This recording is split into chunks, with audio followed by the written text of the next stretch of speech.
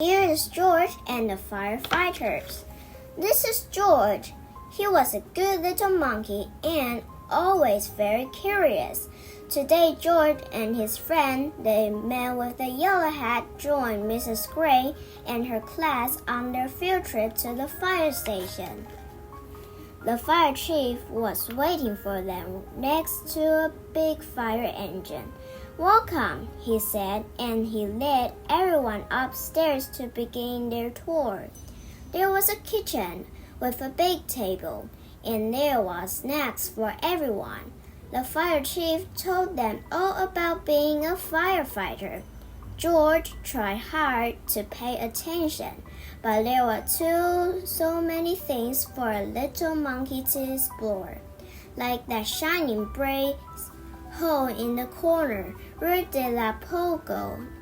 George was curious. Why? It went back downstairs. There was a great big fire engine. There was a map of the city, and there was a whole wall full of coats and hats and big black boots. George had an idea. First, he stepped into a pair of boots. Next, he picked up a helmet. And finally, George put on a jacket. He was a firefighter. Suddenly, bring! The firefighters all rushed in.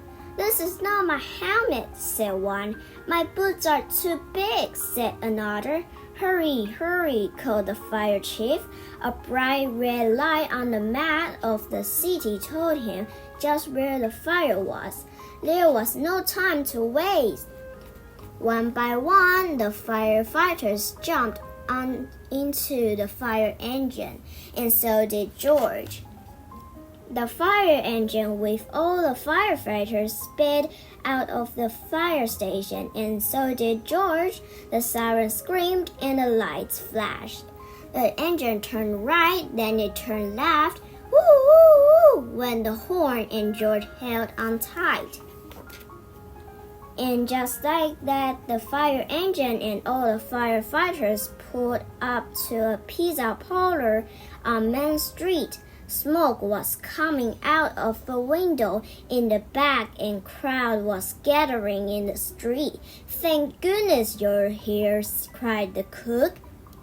The firefighters rushed off the truck and started unwinding their hose. They knew just what to do, and George was ready to help. He climbed up on the hose reel. One of the firefighters saw George trying to help, and he took George by the arm and led him out of the way. "A fire is no place for a monkey," he said to George. "You stay here where it's safe." George felt terrible. George sat on the bench and looked around. Next to him on the ground was a bucket full of balls. George reached in and took one out. It fitted his head just right, like the apple he'd had for a snack. A little girl was watching George. He tried to give her the ball, but she was too frightened. George took another ball and another. "Look," a boy said, "that monkey is juggling." The boy took a ball and tossed it to George, but it went too high. George climbed up onto the fire engine to get it. Now George had 4 balls to juggle. He threw the balls higher and higher. He juggled with his hands. He juggled with his feet. He could do all kinds of tricks. The boy threw another ball to George. George threw a ball back to the boy. The little girl reached down and picked up a ball, too. Soon, all the children were throwing and catching back and forth.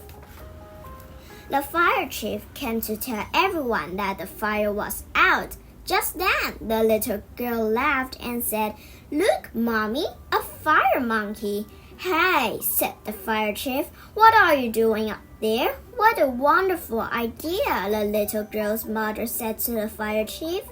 Bring this brave little monkey to help children when they're frightened. Oh, said Fire Chief said. Well, thank you. Before long, the fire engine was back at the fire station, where a familiar voice called George. It was the man with the yellow hat. This little monkey had quite an adventure, said one of the firefighters. Is everyone all right? Asked Mrs. Gray. Yes, it was just a small fire, said the fire chief, and George was a big help. Now the field trip was coming to an end, but there was one more treat in store.